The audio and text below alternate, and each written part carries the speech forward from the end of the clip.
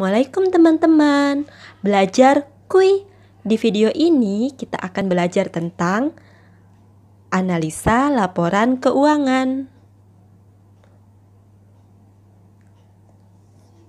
Laporan keuangan atau financial statement merupakan ikhtisar mengenai keadaan keuangan suatu perusahaan pada suatu periode tertentu. Jadi, misalnya perusahaan A memiliki laporan keuangan dari tahun 2020 sampai tahun 2023 dan itu akan dianalisa dalam analisa laporan keuangan. Secara garis besar, ada 4 jenis rasio yang dapat digunakan untuk menilai kinerja keuangan perusahaan, yaitu yang pertama, rasio likuiditas, terdiri dari current ratio dan quick ratio. Yang kedua, rasio aktivitas yang terdiri dari perputaran piutang, inventory turnover, perputaran piutang harian, dan perputaran aktiva. Yang ketiga, rasio leverage financial yang terdiri dari rasio hutang dan rasio hutang terhadap modal sendiri. Yang ketiga adalah rasio keuntungan atau profitability ratio yang terdiri dari gross profit margin, net profit margin, return of investment, return on equity, rentabilitas ekonomi. Baik teman-teman, agar kita lebih paham lagi mengenai analisa keuangan, kita masuk ke contoh soal. Pada tampilan sebelah kanan, ada tabel neraca dan laporan laba rugi. Kemudian di sebelah kiri ada analisa laporan keuangan. Kita masuk ke perhitungan current ratio. Rumus perhitungan current ratio, aktiva lancar dibagi hutang lancar dikali 100%. Aktiva lancar ini adanya di tabel neraca. Kita masukkan ke current ratio 2013. Aktiva lancarnya 17.928 dibagi dengan hutang lancar. Nah, ini hutang lancar 6.584 dikali 100%, maka hasilnya 272% atau 2,72. Untuk yang 2014, caranya sama saja dengan yang 2013.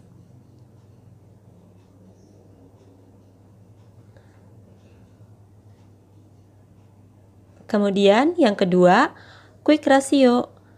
Rumusnya, aktiva lancar dikurangi persediaan dibagi hutang lancar dikali 100%. Kita bisa lihat ke tabel neraca. Aktiva lancarnya untuk yang 2013, 17.928 rupiah dikurangi persediaan 2013, 10.632 rupiah dibagi hutang lancar 6.584 rupiah dikali 100%, hasilnya 111% atau 1,1. Dan yang ketiga ada receivable turnover atau perputaran piutang. Rumusnya RT sama dengan penjualan kredit bersih setahun dibagi rata-rata piutang. Penjualan kredit bersih kita bisa lihat pada tabel laporan laba rugi, sementara rata-rata piutang kita bisa lihat pada tabel neraca. Kita masuk ke RT tahun 2013. Penjualan kredit bersih tahun 2013 adalah 31.936 rupiah. Dibagi rata-rata piutangnya kita lihat di tabel neraca pada kolom piutang dagang 5.424 rupiah. Hasilnya 589 kali atau perputarannya adalah 589 kali. RT tahun 2014, cara menghitungnya sama saja, akan tetapi rata-rata piutang adalah jumlah dari rata-rata piutang atau piutang tahun berjalan dan tahun-tahun sebelumnya dibagi jumlah tahun. Contoh, pada RT tahun 2014 berarti kita akan menghitung rata-rata piutang dari tahun 2013, Rp5.424 ditambah Rp5.920, kan hanya 2 tahun, maka dibagi 2. Hasilnya Rp5.672. Jadi, RT tahun 2014 adalah 5,25 kali. 4. Ada inventory turnover. Rumusnya, IT sama dengan harga pokok penjualan dibagi rata-rata persediaan. Untuk harga pokok penjualan, kita lihat pada tabel laporan laba rugi, sementara rata-rata persediaan kita lihat pada tabel neraca.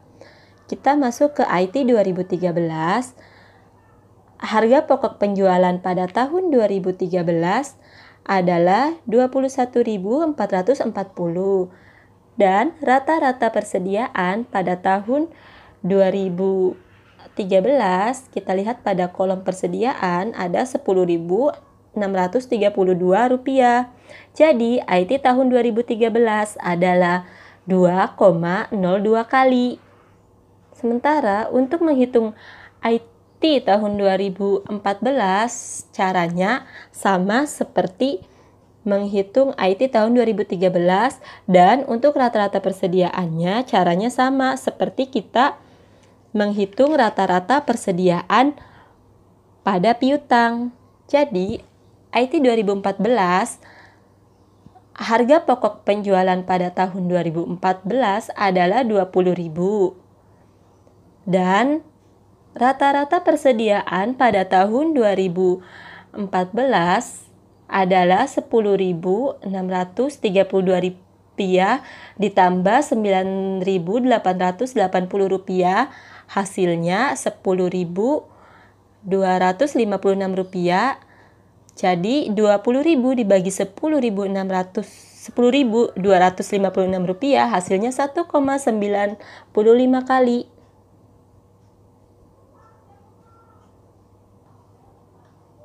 Yang kelima ada Average Collection Period atau ACP. Rumusnya ACP sama dengan jumlah hari dalam setahun dibagi perputaran piutang atau RT.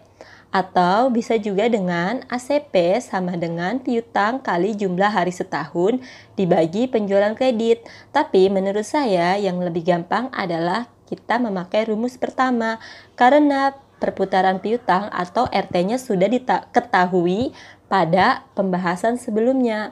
Jadi ACP tahun 2013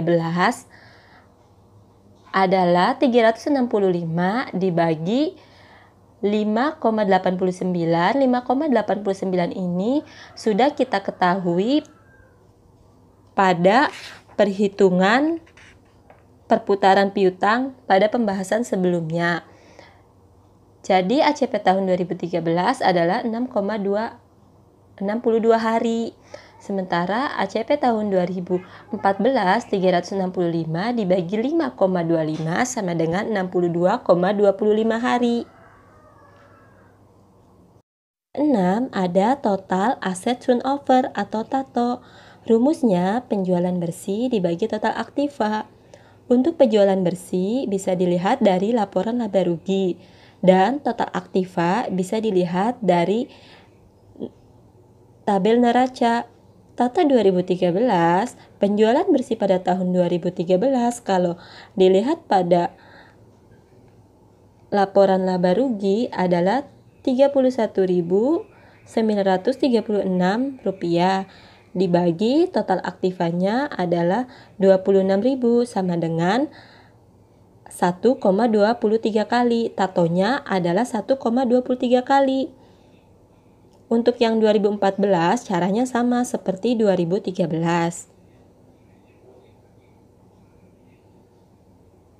Kemudian yang ketujuh ada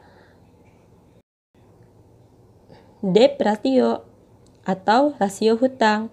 Rumusnya DR sama dengan total hutang dibagi total aktiva dikali 100%. Total hutang ini kita bisa lihat dari neraca, yaitu hutang lancar ditambah hutang jangka panjang.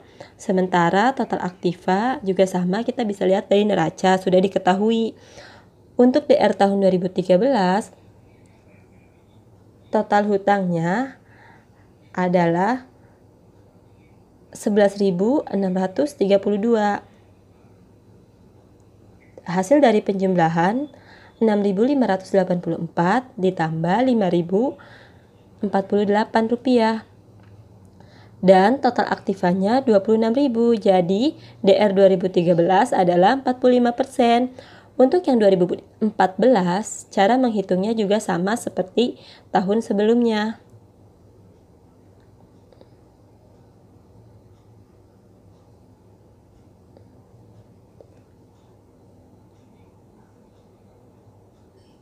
Kemudian yang ke-8 ada total debt to equity ratio. Rumusnya TDER sama dengan total hutang dibagi modal sendiri dikali 100%. Total hutangnya kita bisa lihat pada neraca hutang lancar ditambah hutang jangka panjang. Sementara modal sendiri kita juga bisa lihat pada neraca sudah diketahui. Jadi TDER tahun 2013 adalah total hutangnya 11.632 dibagi modal sendiri 14.368 rupiah dikali 100%, hasilnya 81%. Untuk TDER atau total debt equity ratio tahun-tahun berikutnya, cara menghitungnya juga sama.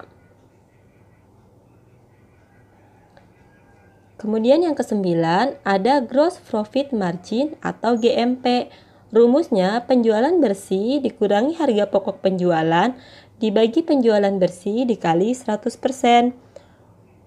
Penjualan bersih dan harga pokok penjualan ada pada tabel laporan laba rugi. GMP tahun 2013 adalah 31.936 rupiah dikurangi 21.440 dibagi 31.936 rupiah dikali 100%, hasilnya 32,87%. Untuk GMP tahun 2014, penjualan bersihnya 29.768 dikurangi 20.000 dibagi 29.768 dikali 100% sama dengan 32,81%. Lalu ada net profit margin atau margin laba bersih. Rumusnya NPM sama dengan laba bersih setelah pajak dibagi penjualan bersih dikali 100%. Ini kita bisa lihat pada laporan laba rugi. NPM 2013 sama dengan laba bersih setelah pajak tahun 2013 adalah 1.608 rupiah dibagi penjualan bersih tahun 2013 31.936 rupiah dikali 100% sama dengan 5,04. Untuk NPM 2014 caranya juga sama seperti tadi. Kemudian yang ke-11 ada Return of Investment atau ROI. Rumusnya laba bersih setelah pajak dibagi total aktiva dikali 100%. ROI 2013 sama dengan laba bersih setelah pajaknya 1.608 rupiah dibagi total aktiva, kita lihat pada neraca yaitu 26.000 dikali 100%, hasilnya 6,19. Untuk ROI 2014 caranya juga sama seperti tadi.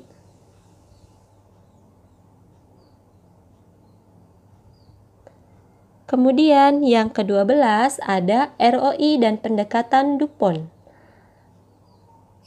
Rumusnya ROI sama dengan NPM dikali Tato. NPM dan Tato ini sudah kita ketahui pada perhitungan-perhitungan sebelum ini. Jadi ROI 2013 sama dengan 5,04 dikali 1,23 sama dengan 6,19.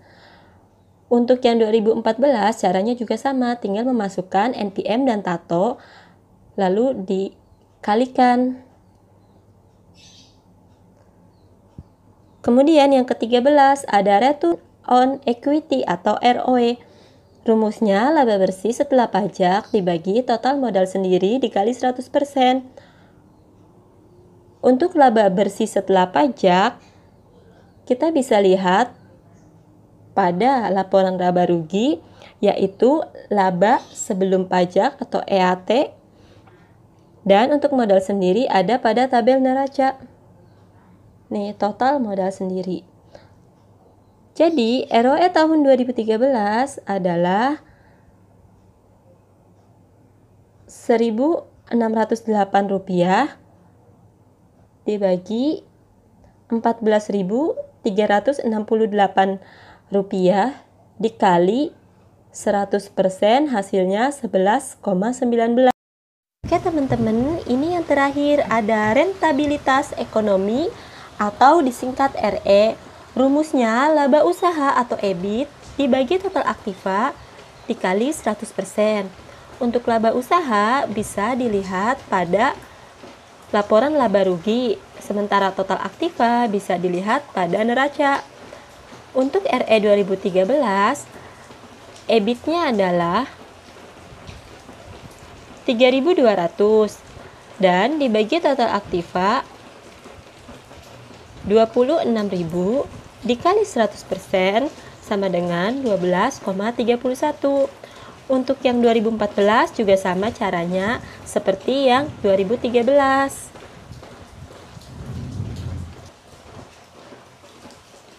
Sekian video belajar kita hari ini. Thanks for watching. Jangan lupa like dan subscribe.